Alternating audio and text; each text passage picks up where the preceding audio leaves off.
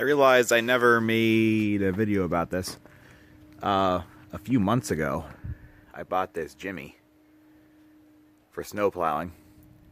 It was on Craigslist. It's one of those deals where the guy put it up. He's like, last chance before I scrap it. It goes to the scrapyard tomorrow. So he wanted $600 for the whole truck with the plow apparatus on it. Had a bad transmission. It was locked up. But I got it all fixed up. And here it is.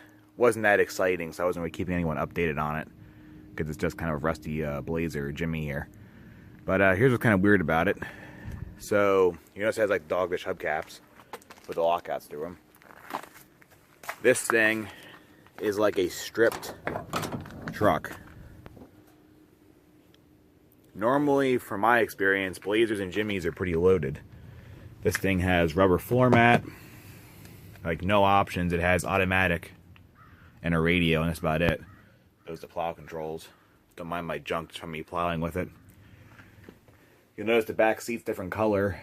Reason for that is, according to the build sheet, this thing actually had rear seat delete. Everything is back here. You'll see all these panels. There's no plastic on them. Rubber floor mat back here too. Normally there's like a cloth and plastic covering on all these. These are all just like freaking bare metal. Makes it a joy to drive in. Here's the build sheet here. It's normally on the inside of the glove box, but it fell off. But someone was smart enough to save it. So you can see all the options here. Has a locking differential in the rear. It had a 305. That's what the 50 is. Heavy duty doodads.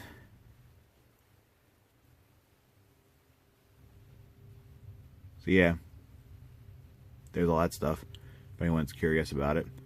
Rear seat not desired. Now this has a 350 in it now, because for some reason the guy saw fit to put a new one in at the dealership about 60,000 miles ago. And right after that, well, so 60,000 miles later, a few years ago, it got sold to a guy who just used it as a plow truck on his lot of his auto repair place. See, it's nearly rust-free. So in the last 10 years, the truck's only had about 50 miles put on it, he said. Here's the engine, also not spectacular. There's the sticker showing the good wrench motor that was put in. At some point, not if it was the last owner or whatever, but someone that worked on this had absolutely no clue what they were doing.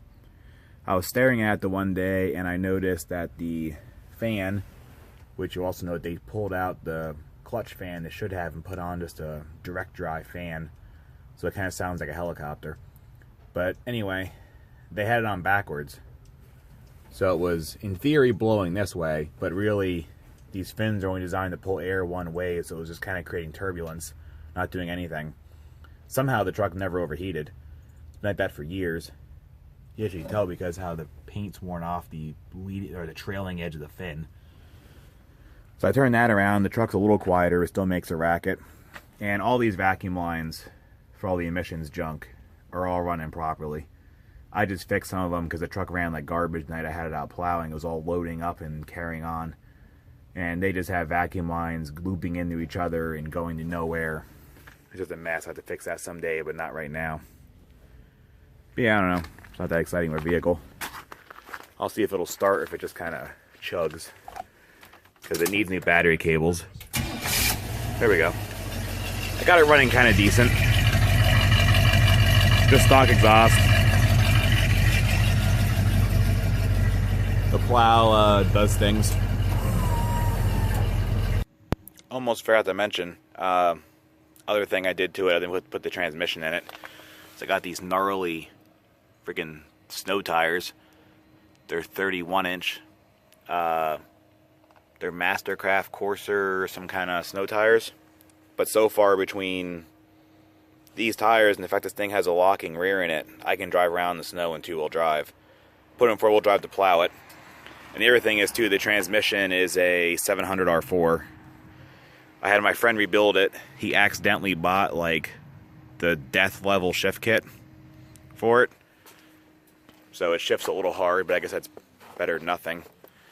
And you can kind of see in here, I put a huge trans cooler on. It's like an 18 by 18 inch. It pretty much takes up this whole panel of the grill. And I routed it through the radiator as well. So that's really it. I mean, this is just another piece of junk I own. And we're up to 3 square bodies now. That's, yes, count them, 3. That's it.